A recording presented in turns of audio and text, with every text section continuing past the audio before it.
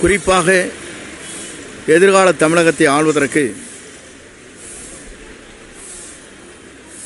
அவருடைய தலைமை வேண்டுமென்ற முறையில் பெண்களாக இருந்தாலும் சரி, இளவயதிலே இருக்கின்ற 18 வயதிலிருந்து 35 வயதிலும் இருக்கின்ற அத்தனை பேரும் ஒருமனதாக குரல் கொடுத்து கொண்டிருக்கிற காட்சி நாங்கள் காணுகிறோம். பல்வேறு நிகழ்ச்சிக்கு நான் செல்கிற போது ஆர்ப்பரித்து வருகிற கூட்டம், அலைமோதுகிற கூட்டம் 1972 புரட்சித் தலைவரை பார்த்ததைப் போல, அதற்கு பிறகு 88 புரட்சித் தலைவர் அம்மாவை காணுவதைப் போல இன்று ஒரு மாற்றம் தமிழகத்தில் உருவாகியிருக்கிறது. இந்த மாற்றம் எதிர்காலத்தில் தமிழகத்தின் வரலாற்றில் அவர் தமிழ்நாட்டுடைய முதலமைச்சராக அமர்வதை மக்கள் சக்தியோடு இணைந்து அந்த பணிகள் நிறைவேறும் என்ற வாழ்த்துக்களை நான் தெரிவித்துக் கொள்கிறேன்.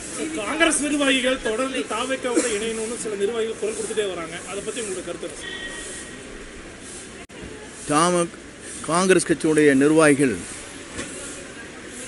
பல இடங்களில் இந்த கருத்துக்கள் பரிமாறப்பட்டு வருகிறது. இதுவரையிலும் அந்த கருத்துக்களை பொறுத்தவரையிலும் என்னை போன்றவுடைய கவனத்திற்கு கொண்டு வரப்படவில்லை.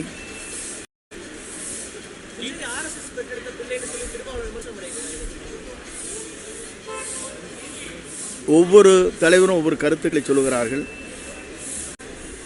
அப்படி என்றால் நாங்கள் சொல்ல வேண்டும் என்று சொன்னால், இலங்கை தமிழருக்கு குரல் கொடுத்த சீமான் அங்கே விருந்து உண்டு விட்டு பரிசு பொருளை வாங்கி வந்த காலம் இருக்கிறது, மறந்துவிடக்கூடாது. காங்கிரஸ் நிர்வாகிகளோட கருத்து உங்களுடைய கவனத்துக்கு வந்தால் என்ன முடிவு எடுப்பீங்க? இன்னும் கவனத்திற்கு வரவில்லை. கவனத்திற்கு வந்தால்தான் அதற்கு பதிலளிக்க முடியும்.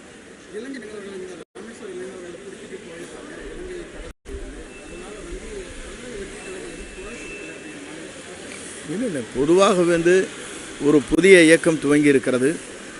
ஒரு வரலாறு படைக்கிற இயக்கம். எதை வேண்டுமானாலும் மக்கள் கோரிக்கை வைக்கின்ற போது அந்த கோரிக்கை ஏற்ப எப்படி நாம் நிறைவேற்ற வேண்டும் என்பதை ஆய்ந்து அந்த பணிகளை மேற்கொள்ள வேண்டி இருக்கிறது.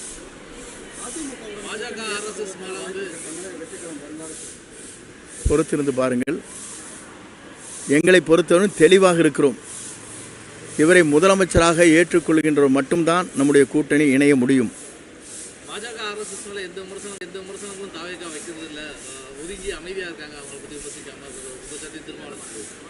திருமாவளவன் கருத்து வேறு. அவருடைய கருத்துக்களை கேட்கின்ற போது இதே திராவிட முன்னேற்றக் கழகம் வாஜ்பாயுடைய அமைச்சரவையில் இருந்தபோது என்ன செய்தார் என்பதை திருமாவளவன் தான் விளக்க வேண்டும்.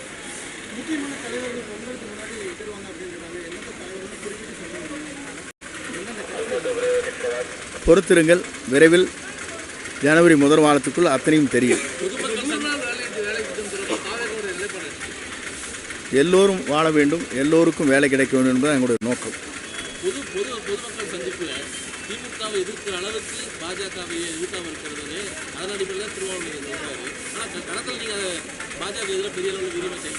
எங்களை பொறுத்தவரையும் தெளிவாக சொல்லியிருக்கிறார்.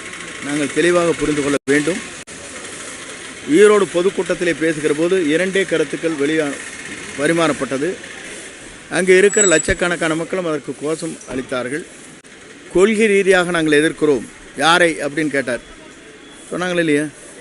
தெளிவாக மக்கள் சொன்னார்கள். மக்கள் உணர்வைத்தான் அவர் பிரதிபலிக்கிறார்.